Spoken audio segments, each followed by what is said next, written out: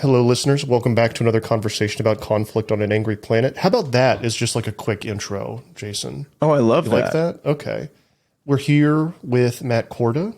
Sir, could you introduce yourself and tell us a little bit about who you work for? What you think you're doing on this podcast?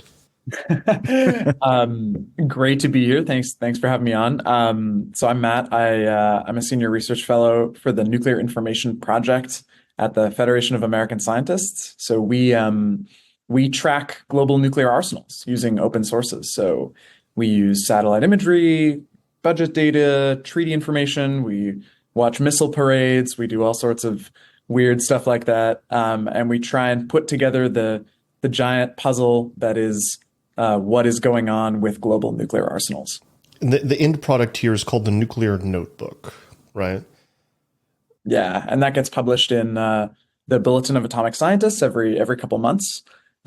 So we just put out our most recent notebook on China, if I'm remembering correctly. All the months are blurring together, and the next one is going to be on North Korea. And it's been 2 years since we last did a North Korea update, and man, there is a lot going on.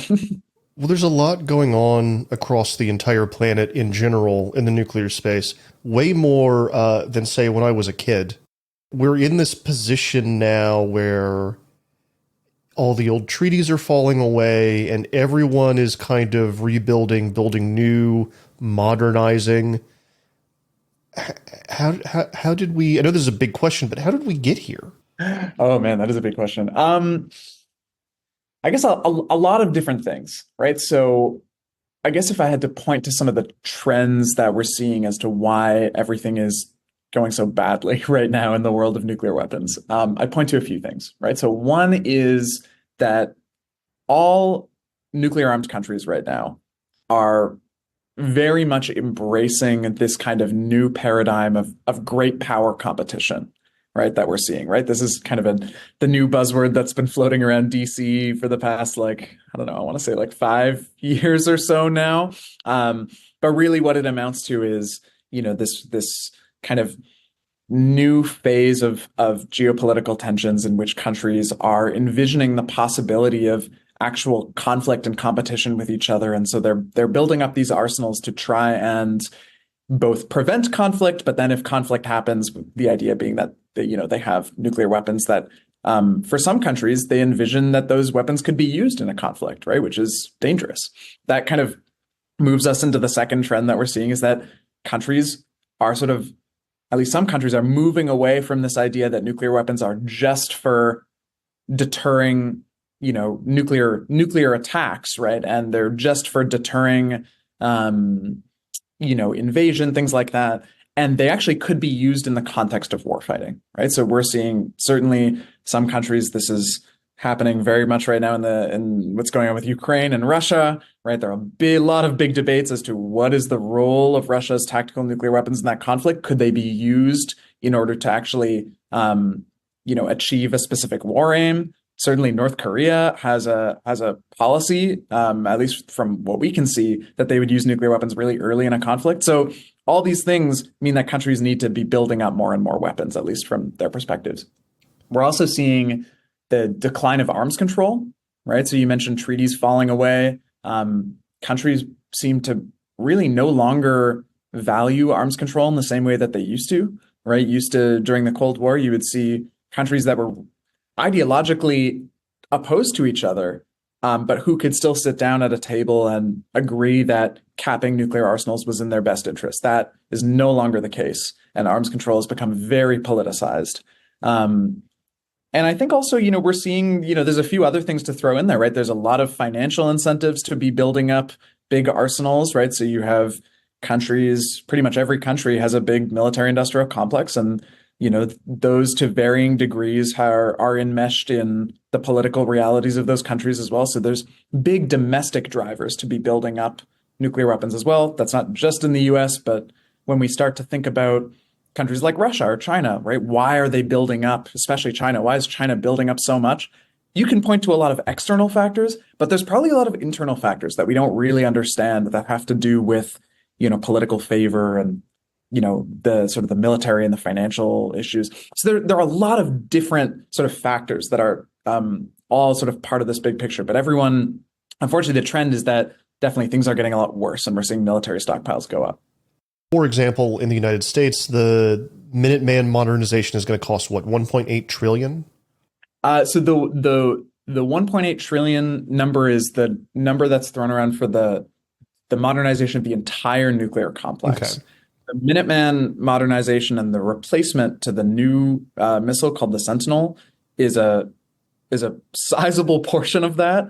The acquisition is like keeps going up, right? It was previously projected at like somewhere a little bit below 100 billion. Now it's significantly above 100 billion. And so we're definitely seeing costs go up across the board too. But there's a lot, just to say that there's a lot of money in this. Oh yeah. This is a massive, massive moneymaker in many ways. So it used to be that all these things were legacy systems from the 70s that no one really thought about. And then when we started thinking about them again, oh, well, you've got to spend a lot of money to get them up to spec, right? You can't have people running command and control off of floppy disks. No, which I think until very recently was still happening. Like more recent than we want to think about. Like 5 years ago, I think they probably got off. And this is, for the audience, this is not, for people that even know what floppy disks are, these were the big floppy disks. They were not the small ones. They were the giant, like 1970s floppy disks. I think they still have some small floppy disks around that play a role, but I hope the big ones are not playing a role anymore. It's kind of funny because it's a positive thing in some ways if the disks have degraded and they can no longer use them. I mean, wouldn't that be great? The world didn't end because they couldn't, find the copy of the 7.5-inch floppy disk. It's funny because when they have been thinking about, where the United States is going to be deploying this completely new missile system, right, the Sentinel, and there have been these big debates about, how much do we want to upgrade from floppy disks? Because the nice thing about floppy disks is you can't hack that, right? You can't hack that solely mechanical system. It's like trying to like hack a jukebox or a typewriter. Like it doesn't work, right? But the Sentinel, there is going to be some networking of that system, right? We don't really know exactly the extent of what that's going to look like, but there have been some pretty big debates about like, all right, well, how much networking is a good thing? I guess you want to transition off the floppy disk because they're really old, but like there was something kind of like beautiful about them in a way, about their age. Yeah, but I mean, it's still, there's always issues, right? Like they used to go in and you would see the bomb and you would have a physical code that you would, almost like you were spinning a lock, right? And a lot of times the default codes were just still in place and hadn't been updated. Yeah, I think the code was just like 8 zeros for like a decade. For a decade. No one had bothered to go in and spin them correctly. Oh my God. So it's funny. It's this thing that can be the most important thing in the world for like 10, 15 minutes. But other than that 10 or 15 minutes, people aren't really paying attention to it all that often. Yeah, it's a good point. Yeah, that's interesting. It's a very like low probability but immensely relevant problem. Yeah, in those moments when we're really seriously thinking about how our nuclear weapons going to get used, it's the most impactful thing in the world. It's like the decision to use nuclear weapons will almost certainly be the most consequential decision that anyone has made in the context of at least like modern human history. But up until that moment, yeah, there really isn't that much public attention on it. Although that's starting to change, right? We're seeing, especially over the past few years, there's been a real sort of resurgence of the nuclear debate in the eyes of the public, and I think that's partly because of everything that's going on in the world and these conflicts where nuclear weapons could be used. But also, we're seeing all these great sort of cultural artifacts that are being produced about nuclear weapons, like Oppenheimer and other things of that nature that I think are really sort of bringing this conversation back to the public zeitgeist. Fallout is one that I'm watching right now, and it's great. Yeah, I have a suspicion. I'm actually working on something about this right now, a written piece that the wild breakout success of the Fallout television show, if you believe Amazon's numbers, 80 million people have watched it, which is just like incredible for a modern television show, especially one like that, which is kind of like goofy and gross, and deals with the horror of nuclear weapons. There's something, I have a suspicion that this news is starting to trickle out to the wider audience. And people are realizing that this nuke stuff hasn't gone away and that fear is coming back and they don't know what to do with it. So they watch Fallout, Oppenheimer, a 3-hour movie about people talking that is half in black and white, makes $1 billion at the box office. The Fallout TV show is so successful that 2 of the video games connected to it become bestsellers again, 10 years after they were released. Like, that's strange. Like, all of that stuff's kind of weird. And I do think part of it is that we're afraid of like every week we get a new news story about Russia, just reminding everyone that they've got nukes and that they may use them in X, Y, or Z situation. Can I actually suggest some other possibility? And this is totally something just popped into my head, but with Fallout and so much of the other stuff, it's kind of nice to be worrying about the old nuke problem instead of the myriad other problems that we're constantly faced with.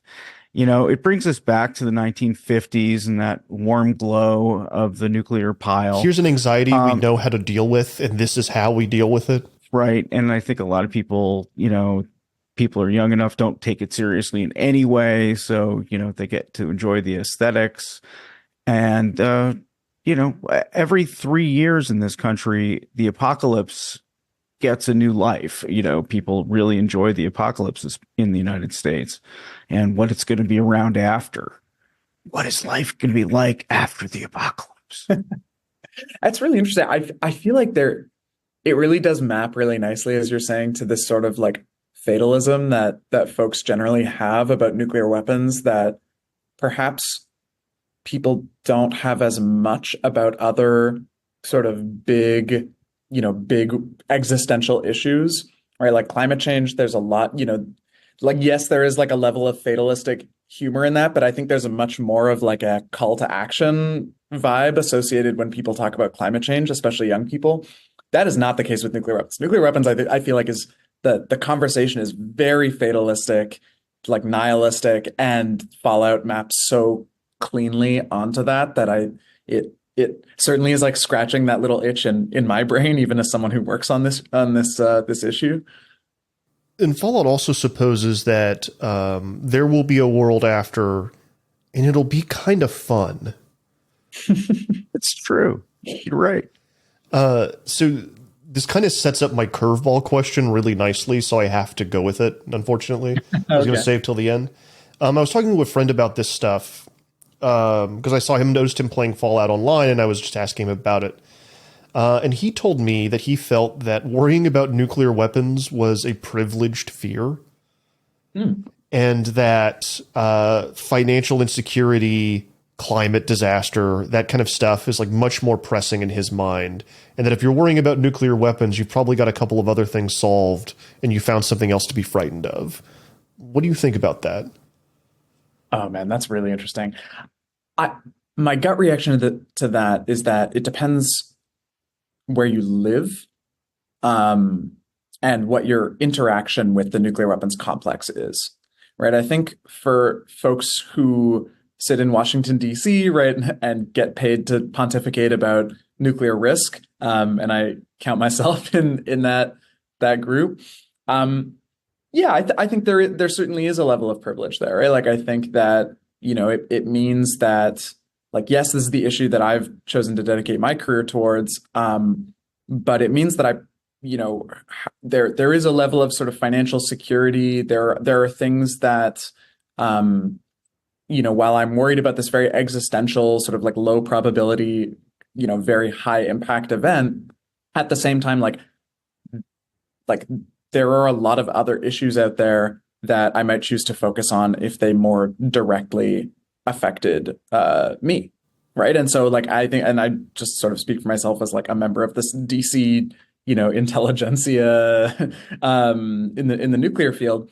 But I think there are a lot of folks around the world, right, especially, in the United States, who are affected by nuclear weapons every single day, regardless of whether or not they go off, right? So if you live near, or if you've historically lived near uranium mines, right? If you currently live or have historically lived near the various testing sites that we saw in Oppenheimer, right? It was something that the film didn't really touch on, but is a really interesting issue about, about the chronic and generational medical effects of folks who live near Trinity and those various test sites that still have, generations of cancers that persist to this day, like really rare and debilitating cancers. So like in that way, I think this question about privilege as it relates to nuclear weapons, it does depend a little bit on like your positionality in relation to the field. If you are sort of just you get paid to think, which is an amazing position to be in.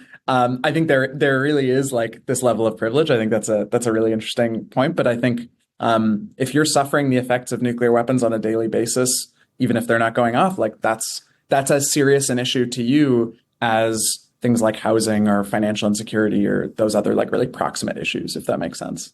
Yeah, it does. And it's interesting to me because you are really isolating the problems geographically too, meaning like you have to be near a site or something like that, as opposed to, am I ever going to think of those people I'm in Washington too, and, I guess sort of get paid to think, I guess.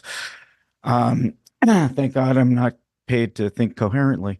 So anyway, it does seem like, you have to, if you're hungry, then you're not thinking about nuclear weapons. But it's also, in that case, then it's the exact same problem we have with global warming. And because if you're hungry or you need to get somewhere, you're not thinking, I better not buy a car. You're not thinking, you have to be in a somewhat privileged position to actually give a shit about global warming, even though I would say that's a high probability event, right? And it probably affects you more on a daily basis than nuclear weapons do. Absolutely. Yeah. You've got a lot of friends and family in Texas the last 2 weeks who've definitely been on the forefront of that issue. So the grid gets hammered in hail that is in sizes that has never been recorded before, drums into their houses. Drum is maybe a small word for the size of the hail. It's pretty big. It's like DVD size. It's wild. Wow.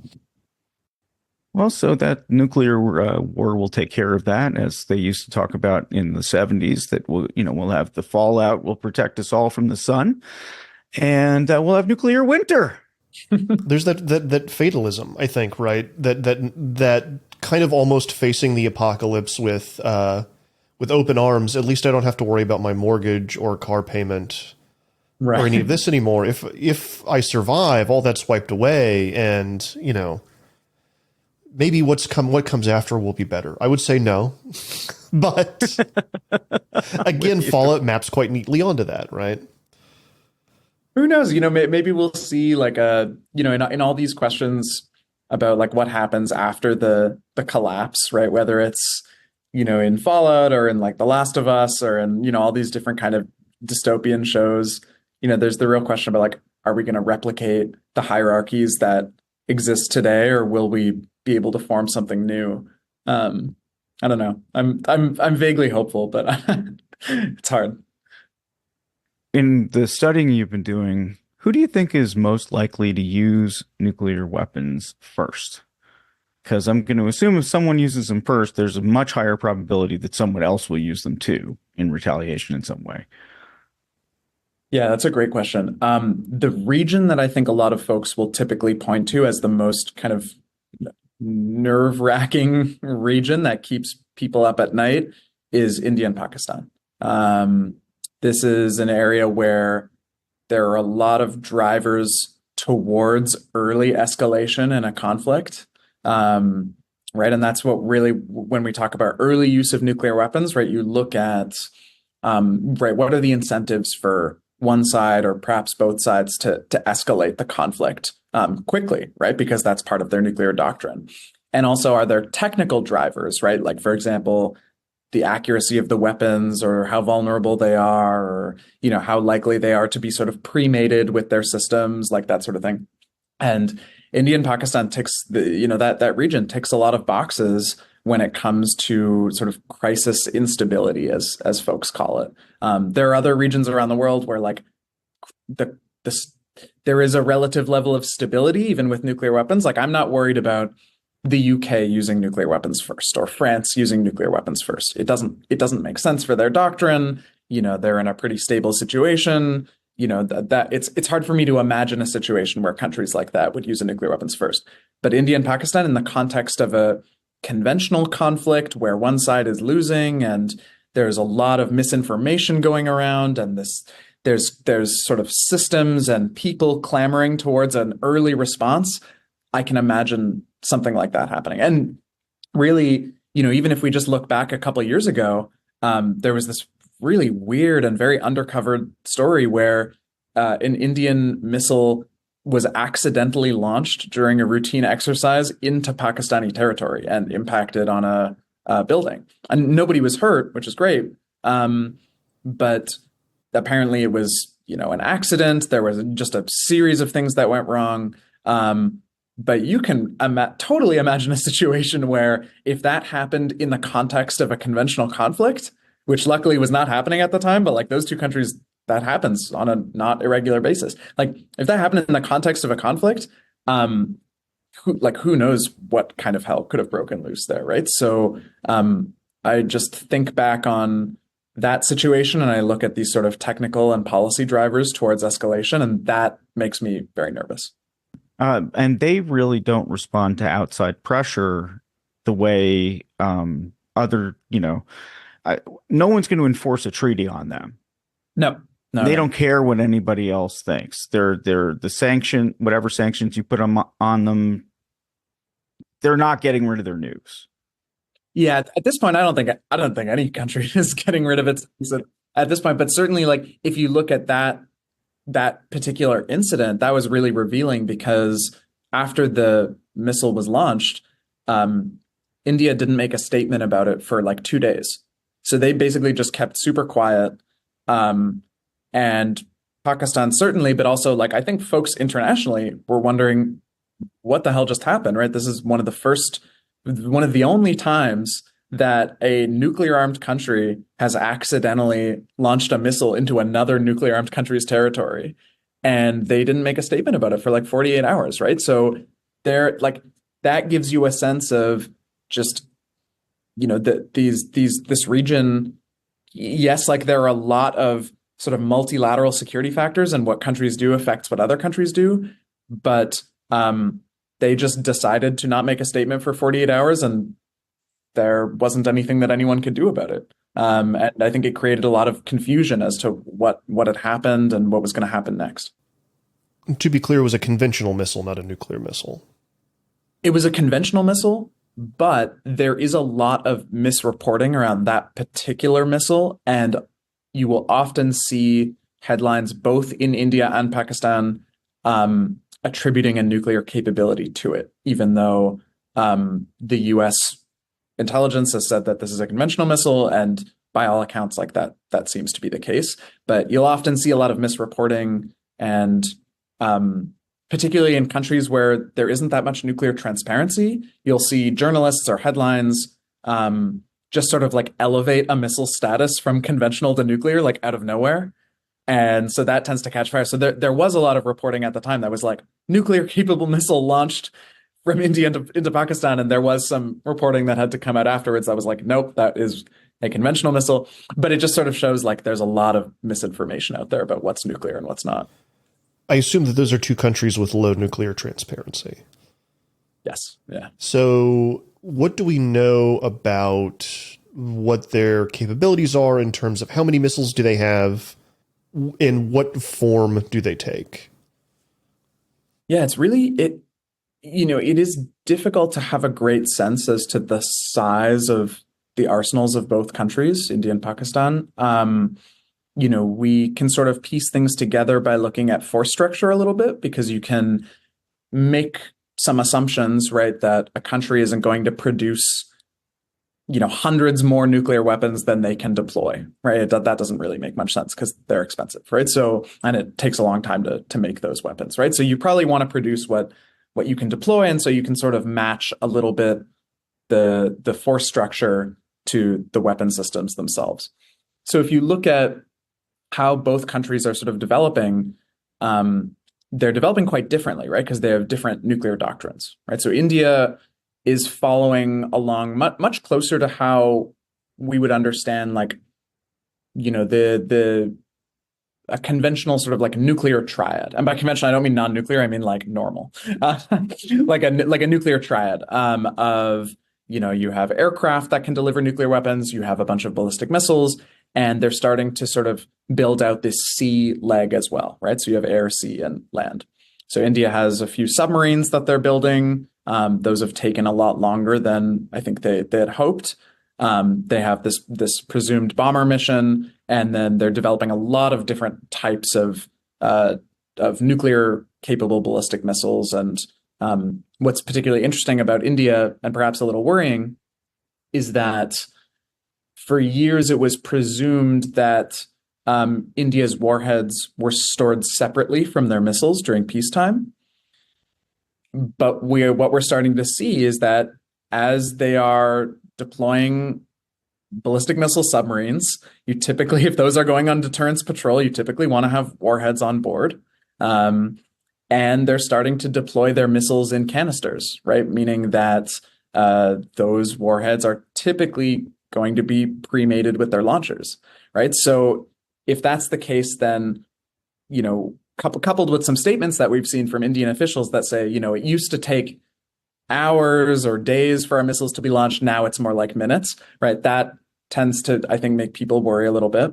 But you're starting to see these sort of like both technical and also policy drivers towards maybe pre-mating, or at least like moving the warheads and their missiles a lot closer together, which means that they can be launched a lot quicker. The Pakistani context is different, right? Because their policy is, they are very worried about a massive conventional invasion by Indian forces onto their territory.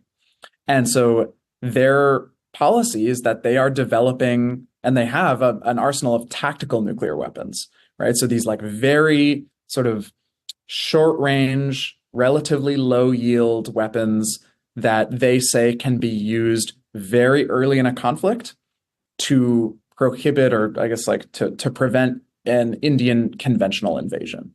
So you have these two kind of competing doctrines a little bit, right? Where India says like, okay, we have a no first use doctrine, we're not going to use nuclear weapons, but they have a big conventional force. And Pakistan says, okay, well, you have a big conventional force. We are going to use nuclear weapons early because that's what we have to do in order to forestall an invasion by your end. So it's these two very different doctrines, but both quite worrying in terms of the potential for nukes to be used quickly. So how much of this doctrine is out in the open? Because I know in the United States, is it every 5 years a nuclear posture review is published, where the president and the Pentagon kind of... yeah, it's typically when there's a new administration. Okay, it's every new administration, which makes sense, that the Pentagon and the president kind of collaborate on saying, this is what our nuclear doctrine is. Here are where the lines are. Here's what we're working on. Kind of gives everyone a vague idea of where their thinking is. Do other countries have anything like this that is for public consumption at all? Yeah, it's a great question. Some countries do. Many do not. But certainly some countries do, right? Like the UK comes out with a periodic sort of defense review every few years or so, where they talk about they're talking about sort of the whole gamut of military defense issues, and nuclear forms a part of that. And they talk a little bit about their posture there. It's not like a nuclear posture review in the sense that the US does one, and it's usually quite long and, is very detailed. But other countries have made statements to the effect of how they might use nuclear weapons, what the context would be, what they're going to build. Other countries are a little more subtle, right? So, for example, um, North Korea, to my understanding, does not have, like, they have various laws relating to the use of nuclear weapons, but it's not like a policy document in the way that we would recognize the US nuclear posture review. Well, yeah, but for whose consumption would that even be in North Korea, right? Good question. Probably for our consumption, right? Because I guess, like, when it's North Korean state media, to some extent, some of that is important for domestic consumption, but there is a lot of external signaling that countries want to do, right? Because it's in their interest to do so, right? So North Korea tends to do a lot of really public signaling about basically telling us, like, exactly, they'll take a photo of, like, Kim Jong-un, and then in the background there will be like a map that, like, very clearly shows exactly what the targets of North Korean missiles would be, right? That kind of photo is meant for us, right? Like, we are meant to interpret that and see, okay, here is how their nuclear posture would go, right? Here's what would happen in the context of a conflict. So for some countries, you have these, like, written out policy documents, and for others, it's like you basically have that, but you sort of have to, like, put the puzzle pieces together a little bit. North Korea, I would say, is, like, not that subtle. Other countries are much more subtle. And then on the other end, you have a country like Israel, right, which does not even acknowledge its own nuclear possession, and but by all accounts has an arsenal of weapons. But we don't have a good sense of what their doctrine is, right? You can only sort of go to history, right? And at different times, there have been times when nuclear use was debated, at least according to former Israeli officials, in the context of, like, the Yom Kippur War, or things like that. And you can sort of piece together, like, okay, here's maybe when they might use nuclear weapons, but they're not releasing any kind of document at all because they're not acknowledging possession. Why do you, if the point of a nuke is deterrence in one line of thinking, why do you think Israel does not tell anyone, or at least not acknowledge? Let me ask it this way, because they're so strange about it. Absolutely fascinating. Can you explain Israel's relationship to nuclear weapons? I guess is probably the best way to ask this question. Yeah. So I can try, right, to the best that we can understand. So Israel has had nuclear weapons, by all accounts, since like the 60s, right? So the program goes back quite a ways. And when Israel developed its nuclear program, right, this was at the time when a lot of countries were sort of experimenting a little bit with proliferation, and there was a real threat of sanctions because, the US and other nuclear armed countries, to some extent, were trying to police, who is able to acquire nuclear weapons and who isn't. And so what Israel sort of came up with its nuclear policy was what it called amimut, which is this sort of translates to, like, ambiguity in a way. And basically what that sort of, how that functions in effect is that they said, we are not going to be the first country to introduce nuclear weapons into the Middle East, right? That's the phrasing that you will often hear from Israeli policymakers, various presidents, things like that.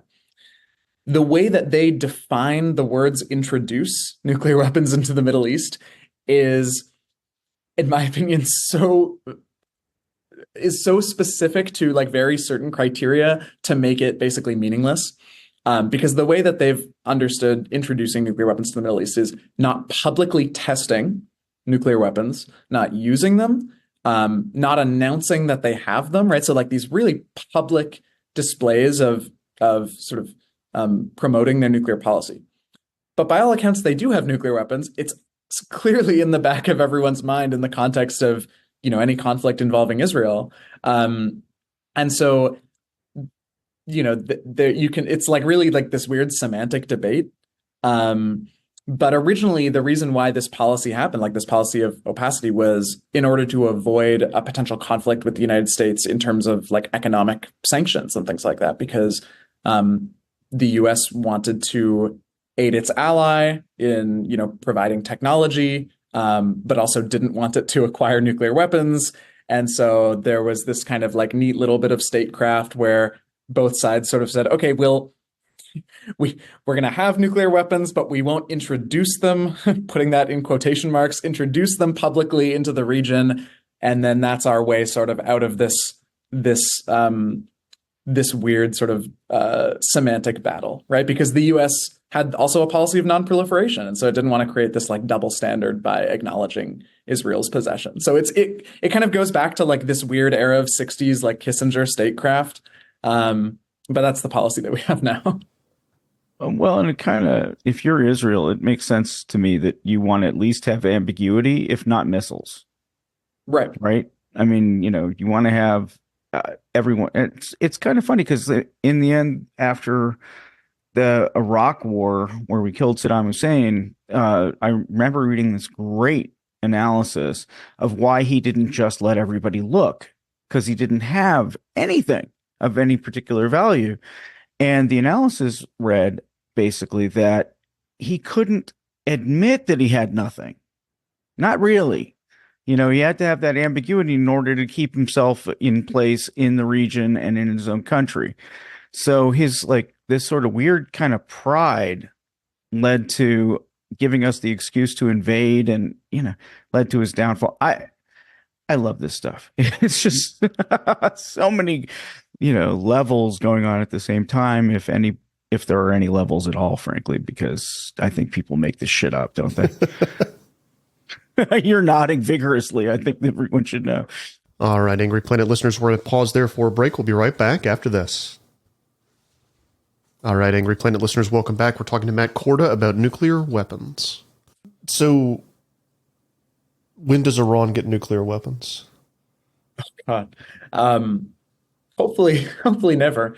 Right. This is the big question now, right? Is how are things going to change, especially, in light of recent events, what's going to happen?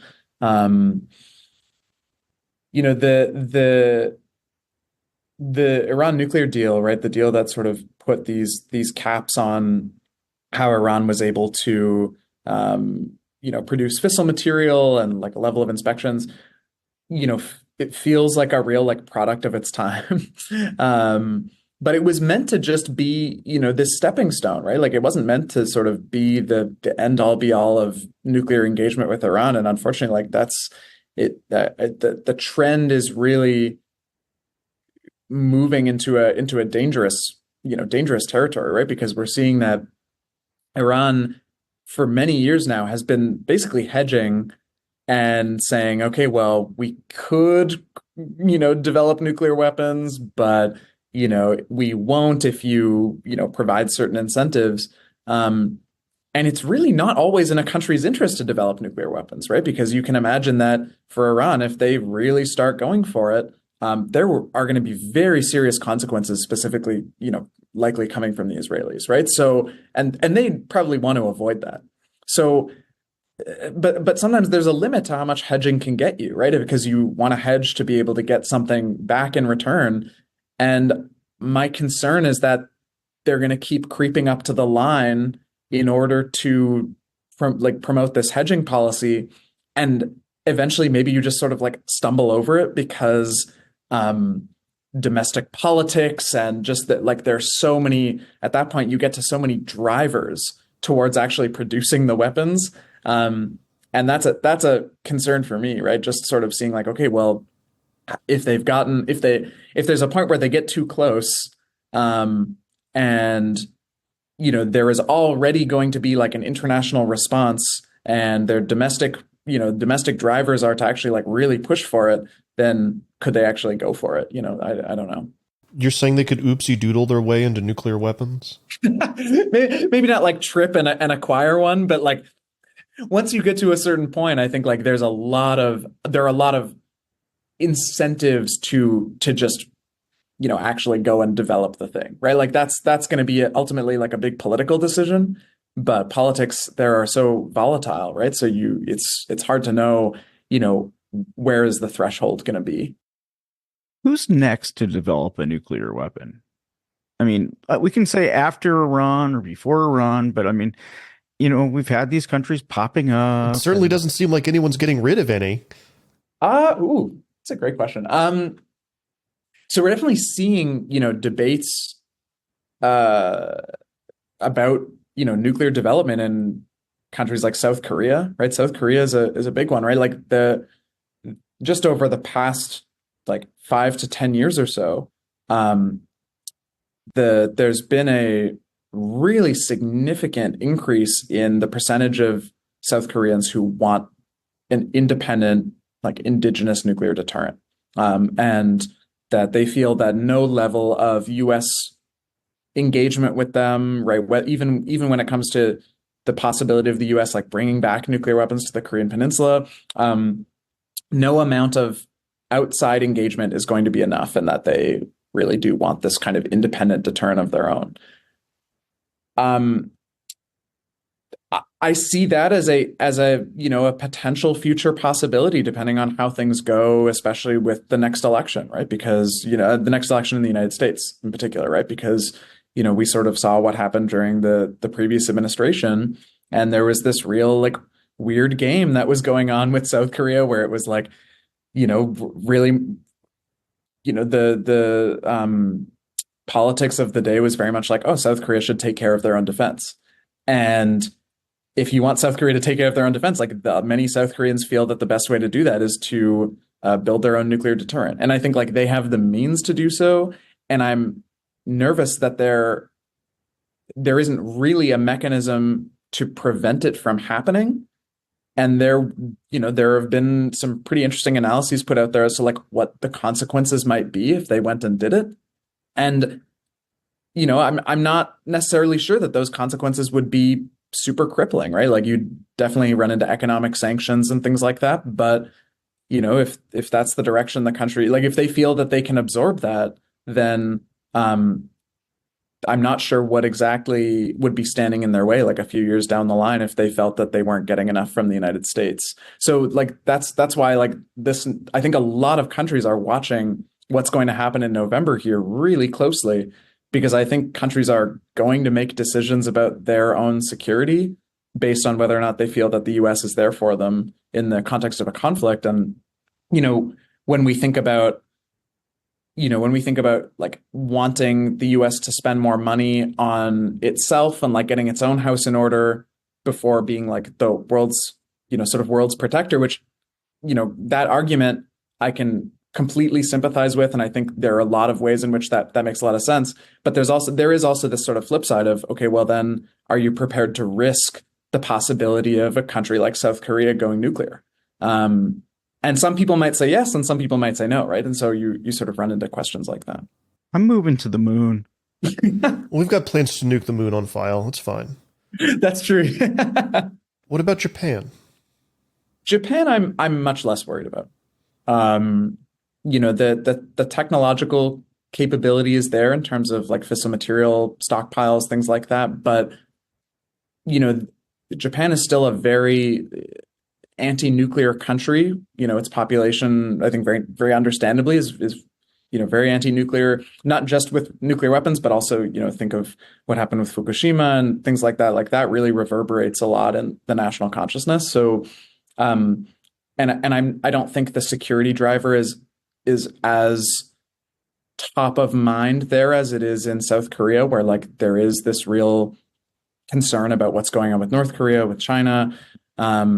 And so like, not to say that like there aren't drivers in Japan, but I'm, taking steps towards nuclear weapons is a really significant political step that it will turn you into a sort of like international pariah if that's the direction you want to go. I'm more nervous about other countries feeling comfortable with that than I am with Japan. So what is going on in China? That's the newest nuclear notebook, right? I think the I don't know if you haven't been on the show before, but you and I have talked about this. I think the last time we talked is ICBM silos in the desert. Yeah. Are there more? Has anything changed? Oh man. So there's some more. There are some more. Yeah. So I guess to bring folks up to speed, China for decades had, you know, it sort of seemed like China was satisfied with just a few hundred-ish nuclear weapons for its security, right? It had this sort of, I guess, what sort of outside scholars would call like a minimum theory of deterrence in some way, where, you know, it would only build, you know, a relatively small number of nuclear weapons that could be used in retaliation, and that attempting to build more or attempting to like match the US or Russia didn't really make any sense because it didn't fit with their doctrine, and also it's really expensive, right? So, and they, you know, throughout the Cold War, China was just like not that interested in pursuing really significant nuclear weapons development. That appears to be changing a little bit, right? So we're seeing, you know, a pretty significant jump in China's, you know, estimated warhead stockpile, right? So, you know, just a few years ago, we were estimating somewhere along the lines of like 300 nuclear warheads. You know, now we're estimating somewhere closer to 500. DoD is predicting that China could potentially go up to somewhere around 1,000 by the end of the decade, which would, you know, easily, like it's already the probably the third largest nuclear country, right? But it's, you know, would really outpace some of its the other nuclear armed countries. It's still likely to be much smaller than both the US and Russian arsenals, but, you know, we are seeing this big jump. And what has really characterized this jump has been the discovery a few years ago of, you know, hundreds of new missile silos in the desert. And we were involved in one of those disclosures, as well as some other organizations in the nuclear field. What we are probably seeing, and there's still like a ton of unknowns about how China is going to operationalize these, is a few things, right? You know, there are real questions about whether China's doctrine is changing or whether or not they are just sort of reinterpreting their doctrine to accommodate a much larger number of weapons. Because, you know, to some extent, China's probably looking around at what's going on in the US and Russia and in other countries and saying, okay, well, these countries are developing really significant conventional counterforce capabilities that can attack our nuclear weapons sites. They have really significant advancements in ISR, right? Just the ability to even track what it is we're doing. And they are, you know, are getting better at missile defense, like that sort of thing. And there is probably some extent to which they're looking around and saying, okay, well, our 200 to 300 weapons are a little more vulnerable than they used to be. And so now our definition of what is a minimum deterrent to make sure that we're no longer vulnerable, that definition of what minimum means has probably gone up a little bit. And now they're saying, okay, well, we need a few hundred more, and we need them deployed in these different ways in order to make sure that we still have the quote unquote minimum to satisfy our security. That's sort of one way of reading their doctrine. And it doesn't necessarily come with significant changes to, you know, longstanding policy. There's another way of reading their doctrine, right? Or of reading what's going on here, which involves really significant increases and changes to things like a longstanding no first use policy, right? Changes to not having a launch on warning policy, which is something that China previously said it didn't have, right? Now the US DoD is saying China probably does have a launch on warning policy, which means that, you know, upon announcement of ballistic missiles incoming, China might choose to launch its nuclear weapons first, right? So there are ways in which you can sort of interpret this buildup both as like nothing is fundamentally changing, it's just the stockpile's getting bigger, or the policies and doctrines that China's had for many decades are actually changing. And it's really difficult for us to know externally which direction it's going in. And it's also possible that, like, you know, China builds up to 500, 700 warheads and then stops, right? Because it says, like, we've now hit our minimum and we don't need any more. And there's also another pathway in which they go up and build another 1,000 warheads, right? And you know, that will require a lot of plutonium production and things like that. But, like, we don't know at this stage which direction they're going in, right? So we're going to have to watch really carefully. So we have to talk about Russia, or the audience will be mad at us. What's Russia building? So Russia, like the US, basically like every nuclear armed country, they are replacing pretty much every single piece of their nuclear weapons infrastructure, right? They're taking all these old Soviet era systems and they are building much newer, bigger, better systems. So we're seeing new aircraft, we're seeing new ballistic missiles, including new ICBMs, we're seeing new submarines. And new delivery vehicles for tactical nuclear weapons as well. So pretty much everything is getting replaced. They claim to be pretty close to the end of that modernization campaign, but like these campaigns happen pretty much on an ongoing basis forever because of the timelines that it takes to build weapons. So, they're saying like I think that the latest percentage is somewhere like above 90% of all systems involving nuclear weapons in Russia are now like modern, meaning not Soviet anymore. But that doesn't mean that they're going to like stop building. There's already plans to build the next follow-on system, and then probably the system after that, and these things just kind of go on forever. So we're seeing basically like a replacement of everything. So other than getting rid of the floppy disks and I guess making sure that if any of the solid fuel, for example, or something like no longer works, or what's the incentive? I mean, if your nukes work as they are, why do you spend $1 trillion to upgrade them? What does an upgrade mean in a case like this? I know I'm ignorant, but still, a missile is a fucking missile is a fucking missile is a fucking missile. That's a great question. So there's a few things here, right? So you can point to there's like the safety upgrades, right? Which those make sense, right? There's better safety that's happening all the time, and you might like want to swap out a warhead with one that has like insensitive high explosives, for example, right? It would just is a little bit safer, doesn't go off if you don't want it to. Not that like warheads are just going off all over the place, but like it's just like an extra degree of safety, that sort of thing.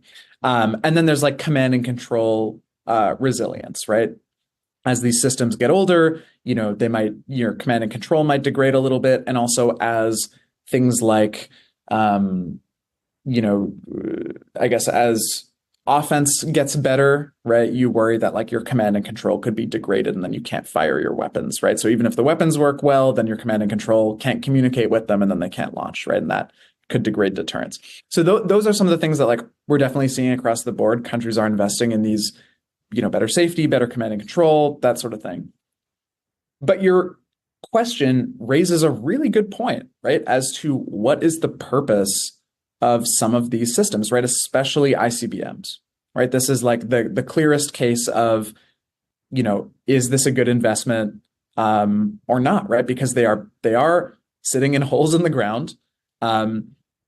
To some extent, like, yes, they are in the war plan, right? They're going to be used in the context of a nuclear conflict, but they're also there to like absorb a big nuclear strike. So they're there, in some cases to sit and be destroyed. They might also be used, right? They might also be launched, but like part of their point is to absorb damage into the center of the country in this very like not very populated area. And to raise the sort of the ante for other countries to target the US. Do you need like a brand new missile to be able to absorb damage? I'd say there are really big questions about like, why would we pay so much more to have a brand new thing be destroyed instead of a slightly older thing?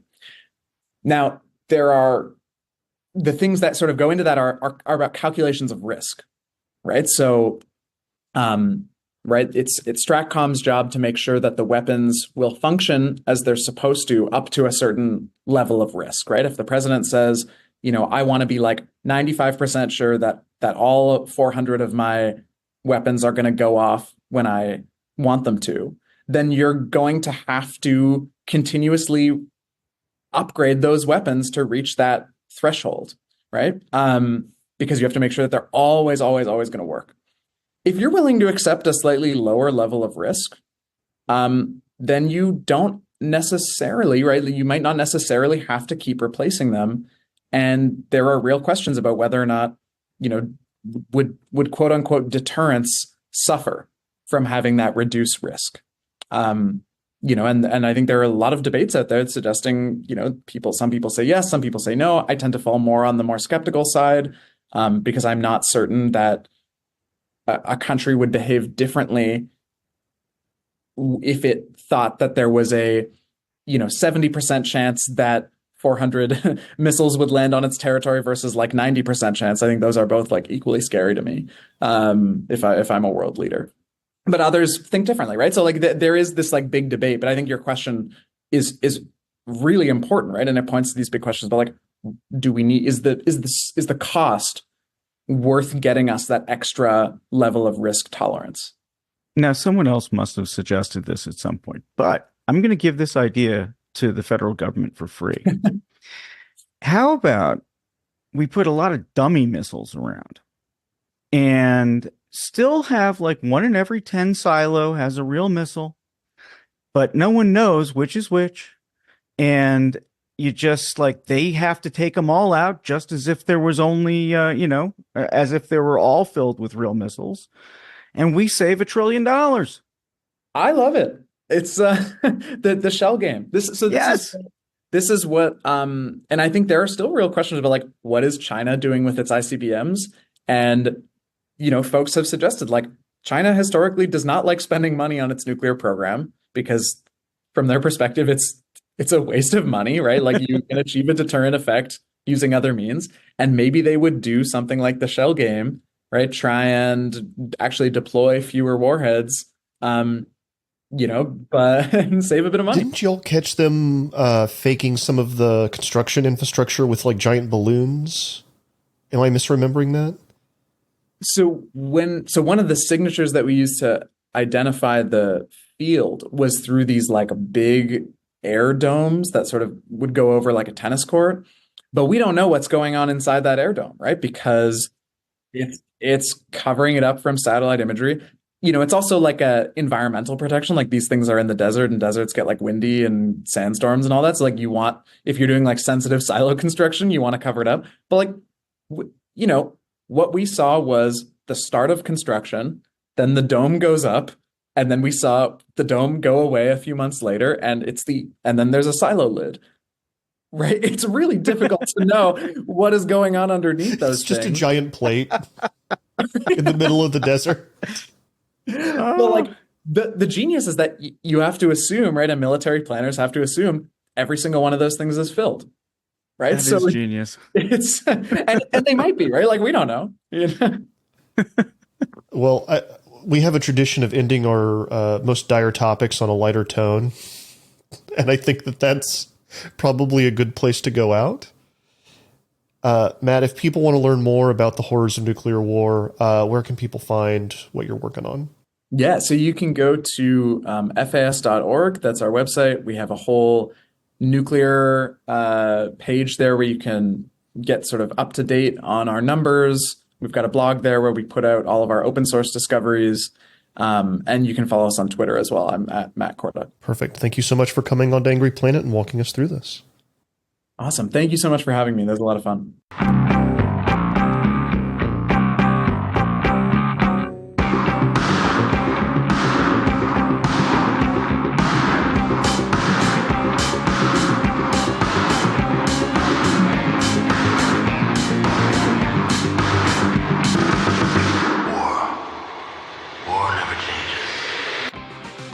That's all for this episode of Angry Planet. As always, Angry Planet is me, Matthew Gault, Jason Fields, and Kevin Odell. It was created by myself and Jason Fields.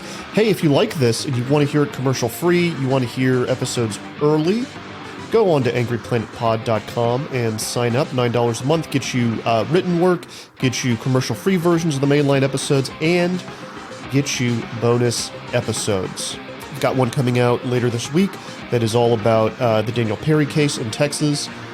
We've got a conversation with Matt Farwell next week coming out about the aesthetics of the American apocalypse. A lot of great stuff happening here over at Angry Planet. Again, go to angryplanetpod.com to sign up. We will be back later with another conversation about conflict on an angry planet. Stay safe until then.